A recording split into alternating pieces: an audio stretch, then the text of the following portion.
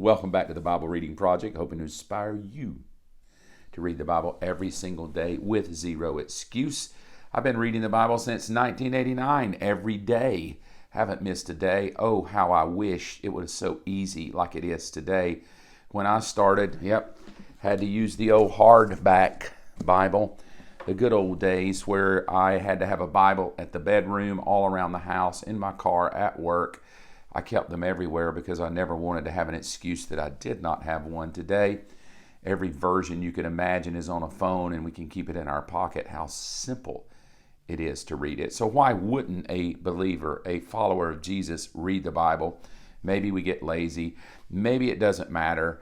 Maybe we don't think it to be that critical, but it is very critical to do so. It's right at your fingertips. To not do it is astounding to me, that the ability that has been given to us to have the written scriptures at our fingertips with the ability to read.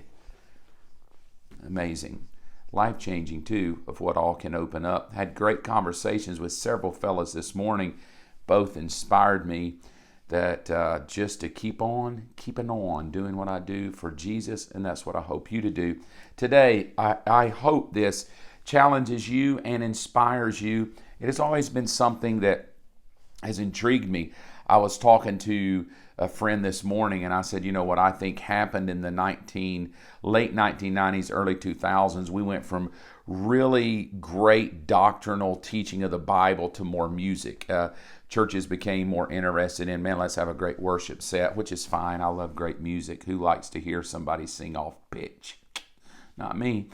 And we became very driven by music, and you can start following, Christian music from the early 2000s to present, and we're very much a culture that is our Christian faith, and Christianity is driven by music more than the Bible, and hopefully the music is based on the Bible, but more often so, we're singing more about us and our problems, and singing to God how much we love God.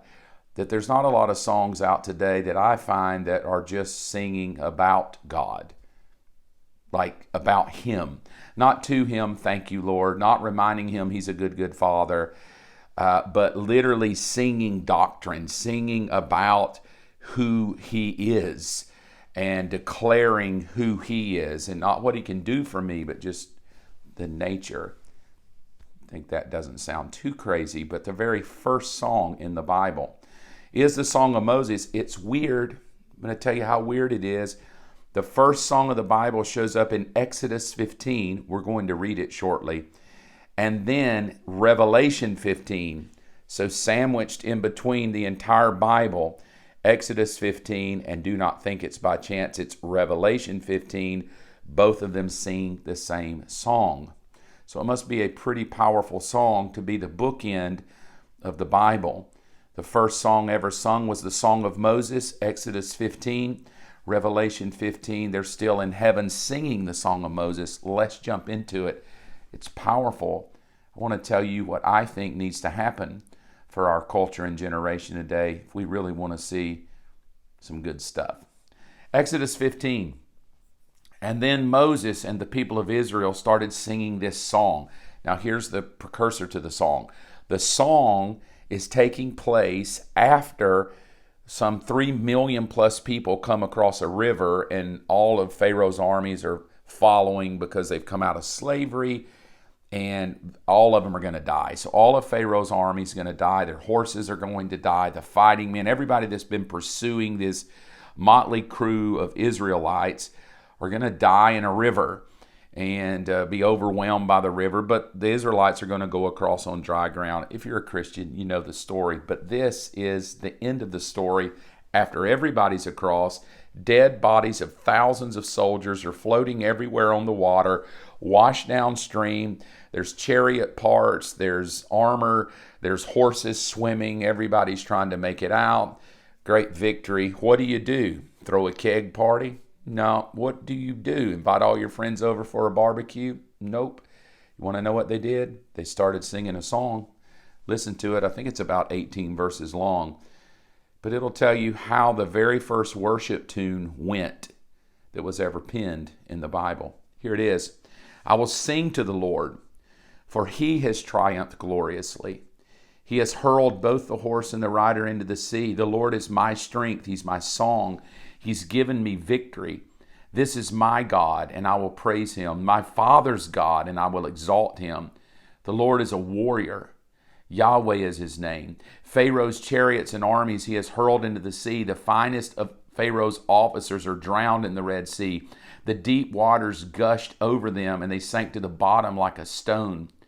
Your right hand, O Lord, is glorious in power. Your right hand, O Lord, smashes the enemy. In the greatness of your majesty, you overthrow those who rise up against you. You unleash your blazing fury. It consumes them like a straw. At the blast of your breath, the waters piled up. The surging waters stood straight like a wall. In the heart of the sea, the deep waters became hard. The enemy boasted, I will chase them and catch up with them. I will plunder them and consume them. I will flash my sword. My powerful hand will destroy them. But you blew with your breath, and the sea covered them. They sank like lead in the mighty waters.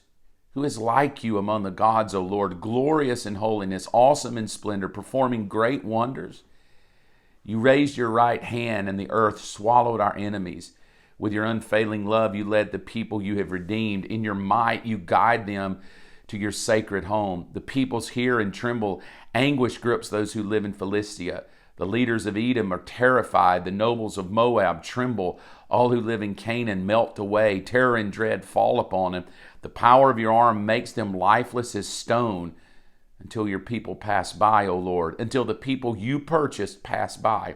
You will bring them in and plant them on your own mountain, the place of the Lord, reserved for your own dwelling. The sanctuary, O Lord, your hands have established. The Lord will reign forever and ever. Very first song ever written in the Bible, but it was written from a place of experience. And a lot of times today we sing songs, but we have no experience. The song is the experience. Oh, I love that beat. Oh my gosh, I love those lyrics. Oh Lord, I love the guy singing. He's got such a great guitar. So the experience is more in, I like the video. I like the YouTube. I like the group that's singing. I love their harmonies. I like the lyrics. They touch me. So my experience is more with the person leading the song and the lyrics of the song than my experience of the God we're to be singing about. I think that's a problem. I think there's a great disconnect when I'm more connected to the person that sings the song that I like and more connected to the church that's producing it than the experience of myself with God. And the song may still bless me, but I think there's a great disconnect today between what we call worship and true godly testimonies of experience where we're living it out. We're experiencing it. So I'm not just singing, let's take an old one, A Good, Good Father. I literally have experienced that, and here is how. So this is the first song of the Bible. The first song of the Bible is not penned because they had a good lyric or penned because they thought, man, this is a really interesting bridge. Listen to this, how it all flows together. Hey, I was just sitting in my room and had a thought and I wrote down this cool lyric. Let's put some music to it. Those are great ways to pen a song. Or, hey, let's get in a room and let's get a bunch of people that are really good lyricists and musicians. Let's put them all together, shake them up, and let's write a song. You want to do that? And everybody pens a lyric and we put the rhythm to it and the beats to it and the melodies to it and the harmonies to it. We chart it out. We bring everybody in. We get the studio ready. We master it. We mix it. We produce it. We put it out. Great. People clap. It goes to number one. Nothing wrong with that. That is how music is created. But this song, Exodus 15, wasn't created that way. It was created from the experience of people who knew God to be who He said He was because they just had the experience with Him. I wonder what would happen if people started writing music because they had an experience with God. No, I'm not talking about gifted people who can play all the guitars or the accordions or the whatever that instrument is. No. What if we started writing music because we had an experience? We literally went from singing it to, no, I've lived that out. I think that's the disconnect today. We know a lot of lyrics, we know a lot of tunes, but at the end of the day, after I've shed the tear, do I really live it? Go to Revelation 15. Listen to this as we end. Revelation 15, the Song of the Lamb. And I saw in heaven another marvelous event and of great significance. 7 angels were holding 7 plagues which would bring God's wrath to completion. And I saw before me what seemed to be a glass sea mixed with fire. And on it stood the people who had been victorious. There it is. There's a people who've been victorious. In other words, they have a testimony of a reality. So once they become victorious over the beast, watch what happens. They were all holding harps that God had given them, proof that God's a harp player. I love that. They were all holding harps that God had given them, and they were singing the song of Moses. So here, this story is the Christians were victorious over the beast. And so what did they do? They sang a song that had the experience of overcoming. That's what I challenge you with today. I guarantee you more Christians today know more music than you could shake your fist at. That was a terrible analogy, but you know what I mean. We know the lyrics. We can sing nonstop for hours. But then once the music is over, the experience is not in the heart. I'm not closer to God in my own heart. I don't have the experiences in my own life that He is a Redeemer. He calls me to righteousness. He calls me to live holy. He calls me to overcome. And therefore, I'm going to live that way, righteous, holy, overcoming, pursuing after Him. No, it was just a song that I love. So as soon as the song is over and I wipe the tears from my eyes and go, that song really moves me, my life is no different. My actions are no different. I'm no more holy. I'm no more called toward God. I'm not closer to God. But that was a doggone good song. I think that's a problem today. I think we can fix it. Let's begin to press into God to know Him. And out of knowing Him, our worship becomes sweeter. Have a great day. I love you.